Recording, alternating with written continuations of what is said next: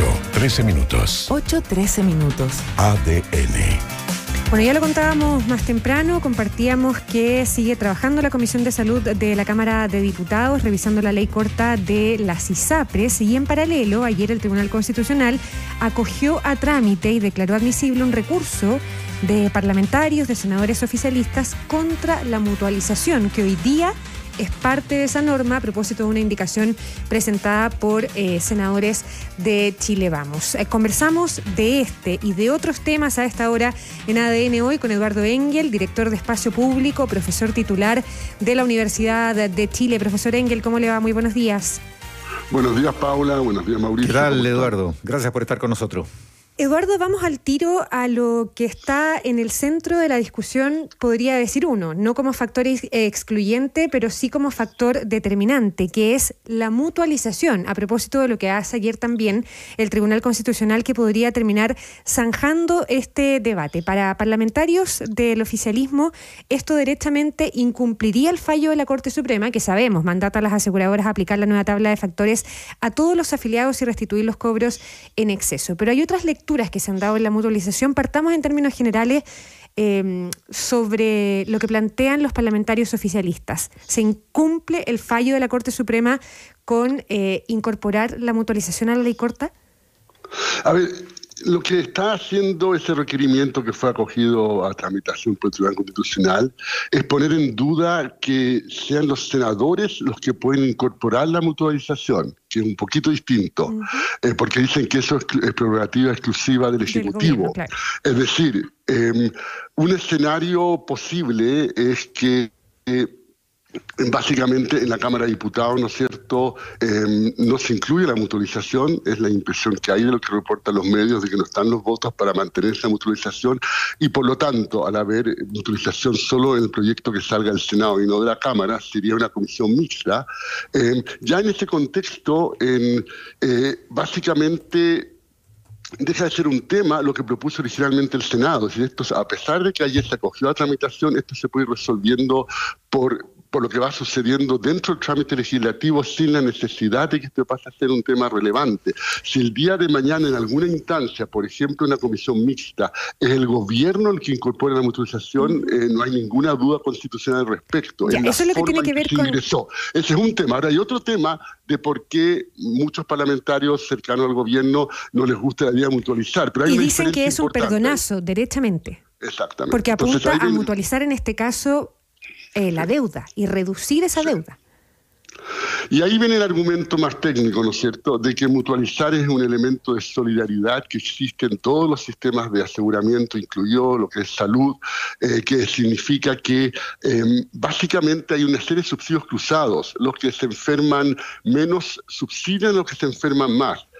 Todo el mundo que está en el sistema, de alguna forma u otra, subsidia a las mujeres en edad fértil, por ejemplo, etcétera. Hay un montón de formas en que hay subsidios cruzados, y el argumento que el elemento es solidaridad. Mutualizar y solidarizar son conceptos muy, muy parecidos. Y entonces la pregunta es, acá, según la Corte Suprema, hubo personas que pagaron de más y que hay que devolver la plata, pero también hubo personas que pagaron de menos, y los dos grupos son grandes. El monto de los que pagaron de más es más grande, pero el monto de los pagos de menos también es importante.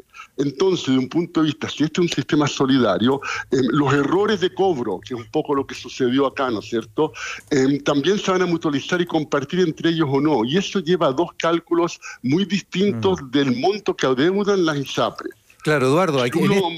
En este punto, aclaremos al tiro eso, porque efectivamente es así, y muchos dicen, bueno, ¿no quiere el oficialismo y el gobierno solidaridad? Pues bien, la mutualización es solidaridad, tal como nos está explicando, pero el superintendente Víctor Torres de Salud aquí mismo nos dijo es que hay una diferencia, porque una cosa es la solidaridad con los planes que hoy pagamos y que vamos a pagar a futuro, donde todos sabemos que vamos a ese mecanismo solidario, y otra cosa es aplicar la mutualización o esta solidaridad forzada a una deuda, porque los que pagaron tienen que recibir de vuelta lo que pagaron de más cada uno, caso a caso, y no se puede mutualizar ahí, y ponen como una diferencia conceptual. ¿Cómo ves ese argumento? Yo no veo esa diferencia conceptual, ¿Por qué verdad. No lo veo. Porque básicamente acá simplemente lo que hubo es cuánto obtuvieron las ISAPRES en exceso. Y lo que obtienen los ISAPRES en exceso son los 540 millones que se obtienen restando a aquellas personas a las cuales cobraron de más versus aquellas a las cuales les cobraron de menos. Y por lo tanto las ISAPRES no obtuvieron los 1.200 millones de dólares en exceso que calcula la superintendencia, porque ahí está ignorando por completo a quienes les cobraron de menos, digamos. Entonces yo ahí no veo una aplicación correcta del concepto, y por el contrario, lo que se está haciendo en ese caso es ingresar en un escenario en el cual a la ISAPRES se les cobra más de 2 veces lo que reciben en exceso, y además se pone en jaque el sistema de salud en general, no solo ISAPRES, sino que también el sistema público de FONASA, como ayer explicaron algunas de las presentaciones que hubo en la Cámara de Diputados sobre este tema. Claramente a la ISAPRES, al tener problemas de solvencia, van a dejar de pagarle a las clínicas, y las clínicas tienen cobertura, el 53% de lo que cubren las clínicas en Chile no son los usuarios de ISAPRES, son de FONASA, y por lo tanto hay un riesgo sistémico asociado a todo esto. En este momento la deuda que tienen las ISAPRES con las clínicas es de 600 millones, pero si estas clínicas entran en insolvencia, se afecta a usuarios de ISAPRES y de FONASA. Entonces yo ahí no comparto esa interpretación de mutualizar. De hecho, todo el tema de solidaridad podemos llevarlo un poco más allá también, como tú decías, Mauricio, ¿no es cierto?, que un poco irónico, si se quiere, que son, en el caso del tema de ISAPRES, los parlamentarios de izquierda quienes no quieren solidaridad, pero y los de derecha que la quieren, pero por otra parte cuando vamos al tema de la reforma de pensiones se da vuelta esta torta, ¿no es cierto? Y en ese caso es básicamente quienes quieren un elemento de solidaridad importante a partir de las contribuciones que hacen las personas para sus pensiones. Ahí es la izquierda y no la derecha. Entonces pareciera, uno puede decir por una parte que no hay consecuencia en ninguna de las dos partes, o por otra parte sí que acá hay una oportunidad para que concluyamos que queremos solidaridad tanto en ISAPRES como en la solución al problema de pensiones, y por qué no incorporar eso como un principio general de lo que son las políticas de seguridad social en Chile. Ya, por mecánica legislativa, como estábamos hablando antes, esto pudiera derivar en que lo del Tribunal Constitucional pierda relevancia en la medida que la Cámara efectivamente no deje pasar la mutualización, y en comisión mixta estaríamos en un escenario nuevo, entonces en el que a tu juicio, Eduardo, según entendemos, lo más pertinente y a tu juicio lo más adecuado sería que el Ejecutivo fuera el que propusiera una fórmula de mutualización. Mi pregunta es, ¿necesariamente tiene que ser esa mutualización total como la que emanó del Senado, o puede haber un camino intermedio en que se mutualice parte y que al final terminemos partiendo la diferencia? ¿Es posible eso o es como forzar las cosas? A ver, a mí todo es posible, ¿no es cierto?, en la comisión mixta, y claramente no voy a ser yo quien va a poder predecir lo que sucede. Una posibilidad es lo que tú dices, Mauricio, pero otra que me parece más interesante es que se ponga sobre la mesa la posibilidad de mutualizar, pero también la posibilidad de tener reformas profundas al sistema de salud que apunten a resolver los problemas estructurales. Lo que tenemos acá, a mi juicio, es que hay problemas de fondo que han llevado a esta crisis y que esta ley corta no está resolviendo. Esta ley corta se está haciendo cargo lo más rápido que puede de dar cumplimiento a los fallos de la Corte Suprema, y de pasada hay, ¿no es cierto?, un intento de hacer unas reformas, pero no son reformas hechas cuidadosamente, no son reformas tampoco explícitas de que el objetivo es ese, de todo es en función de dar cumplimiento a los fallos de la Corte Suprema. El sistema de salud en Chile tiene problemas serios, son problemas que de larga data, hay problemas serios en el sistema ISAPRE, hay sistemas en FONASA, y en cómo interactúan esos dos sistemas. Queremos pasar a un seguro único, hay coincidencia respecto a eso bastante amplia en las presentaciones que vimos ayer en la Cámara, era bien amplio ese tema. Entonces, otra posibilidad, ¿no es cierto?, es mutualizar la deuda y no cobrarle al ISAPRES más de lo que efectivamente cobraba en exceso, pero al mismo tiempo mejorar el sistema de fondo para no tener nuevamente este tipo de problemas futuros.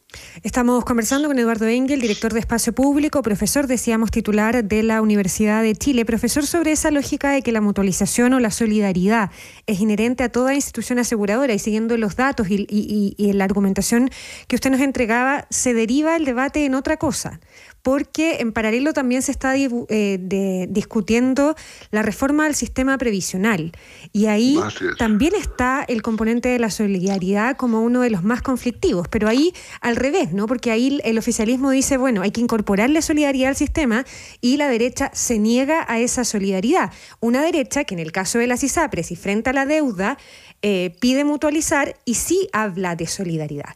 ¿Se puede hablar de solidaridad en los dos sistemas o el oficialismo tiene razón cuando dice, bueno, la solidaridad a la derecha cuando le conviene. A ver, si vamos a entrar en este tipo de argumentaciones, como que cada uno quiere solidaridad cuando le conviene, ¿no es cierto? Porque el caso de ISAPRES, digamos, es al revés, ¿no es cierto? Son un número grande de senadores que presentan un requerimiento y que en general los parlamentarios cercanos al gobierno se han pronunciado en contra de mutualizar cuando esa es la solidaridad del sistema también. Entonces, o solidaridad en los dos o en ninguno es una forma de ver este tema y apunta a los dos. Lo que tenemos en el caso de pensiones, que es otro tema también complejo, es que estamos en este momento en un momento muy importante en que se van acabando los tiempos. Yo creo que viene un ciclo político de elecciones en que va a ser difícil tener los elementos para llegar a acuerdos de acá a 6 meses y por lo tanto creo que son en los próximos meses que se va cerrando esta ventana de oportunidad para en este tercer intento de una reforma a nuestro sistema de pensiones eventualmente lograr converger. Hemos tenido un gobierno que en su programa, ¿no es cierto?, tenía un 16% que iba exclusivamente a unas cuentas administradas por el Estado, que ingresó un proyecto en que se tuvo en cuenta que no tenía mayoría en el Congreso y que era entonces solamente el 6% adicional, y esto fue cambiando en el trámite legislativo. En este momento estamos en un 3-3, un 3 que va a cuentas individuales y un 3 que iría a este elemento de solidaridad intergeneracional.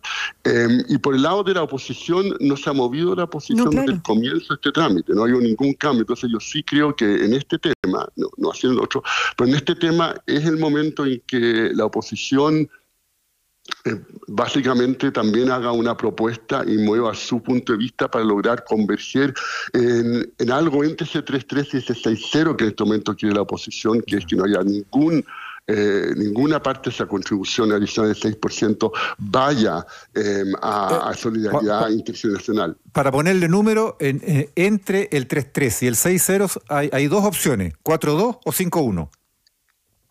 Efectivamente, sí. Esas serían las dos salidas posibles.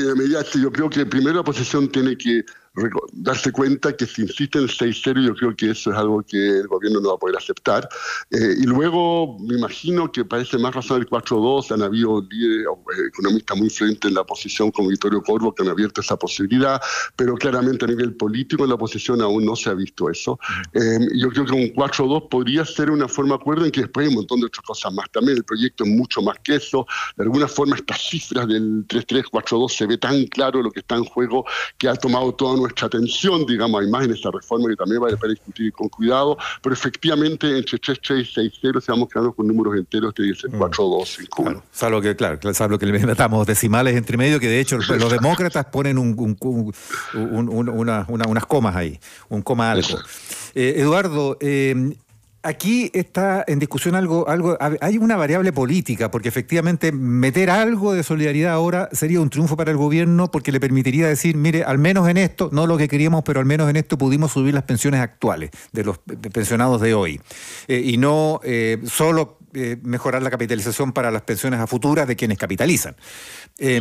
Y para la derecha podría ser, logramos que el grueso de los 6 puntos adicionales vayan a la capitalización. Podría ser un win-win desde ese punto de vista. Pero está de fondo también la discusión respecto de qué es lo que realmente necesita el país. Expertos en estas materias como David Bravo plantean que cualquier desvío de los ahorros actuales a solidaridad actual hipoteca las pensiones futuras, que de todos modos van a ser peores que las actuales. Entonces los jubilados actuales que no cotizaron lo suficiente en su vida laboral se verían favorecidos por un sacrificio de los ahorros de los trabajadores actuales que tienen un futuro más bien de riesgo. ¿Cómo ves esa opinión? Yo creo que lo que tenemos en este momento es un problema de que básicamente quienes están en la clase media, no las personas con peores ingresos, tienen tasas de reemplazo relativamente bajas, los quienes ya están jubilados. Y por lo tanto, el hecho de que ese incremento de pensiones va a ser una UF por década que cotizaron, ¿no es cierto? Va a ser un premio adicional a quienes cotizaron, digamos, no va a ser a todo el mundo, y por lo tanto es un subsidio focalizado a quienes efectivamente lo necesitan. Acá tuvimos movimientos durante 10 años que principalmente no eran las personas nerviosas respecto a su jubilación futura, eran las personas jubiladas que estaban muy descontentas con la jubilación que tenían. Entonces ahí hay un tema político y real del cual hay que hacerse cargo, y que con los cambios que han habido, en particular la PGU resuelve mucho más el tema de las pensiones de las personas de muy bajo ingreso, porque siendo un monto fijo relativamente entonces impacta más, pero las personas en tramos medios, claramente la PGU no ha sido la solución total. Entonces yo creo que efectivamente es un buen compromiso. A eso se agrega que en este momento 3% adicional, ¿no es cierto? Tiene también elementos de género que son valiosos, digamos. Hay elementos, por ejemplo, de dar recursos para cuidado, y que típicamente las principales beneficiadas son las mujeres, etcétera. Entonces yo creo que eso sí tiene elementos importantes que se pueden complementar con eventualmente, en este momento 3, eventualmente un 4%, un 5%, que termina yendo a cuentas individuales, en que cabe decir también hay un elemento de redistribución. Lo que pasa es la redistribución al interior de cada generación, porque lo que las personas pongan en las cuentas individuales, de acuerdo a los proyectos de ley, esto no ha sido cuestionado por la oposición, va un 70% directamente a mi cuenta y el 30% restante va a prorrata, de modo que a todas las cuentas les toca lo mismo, y por lo tanto hay una redistribución, pero dentro de cada generación, entre quienes tienen ingresos más altos que el promedio hasta quienes tienen ingresos por debajo del promedio. Ya, pues, así están las cosas en ambos debates, ISAPRES y pensiones. Con tiempos súper acotados legislativamente y también en lo que tiene que ver con el fallo, ¿no? O sea, los ISAPRES antes de mayo tienen que aplicar. El fallo es antes de fines de mayo. Exacto. Y por lo tanto, con muy poco tiempo para hacerlo. Y además el fallo ayer del Tribunal Constitucional ponía aún más presión para llegar rápido a sacar esto de la Cámara de Diputados. Totalmente, podría resolverse de aquí a fin de mes esa resolución del Tribunal Constitucional. Eduardo Engel, director de Espacio Público, profesor titular, economista de la Universidad de Chile. Muchísimas gracias por esta conversación con ADN hoy. Gracias, Paula. Gracias, Mauricio. Que tengan un muy buen día. Muchas gracias, Eduardo. Que estés muy bien.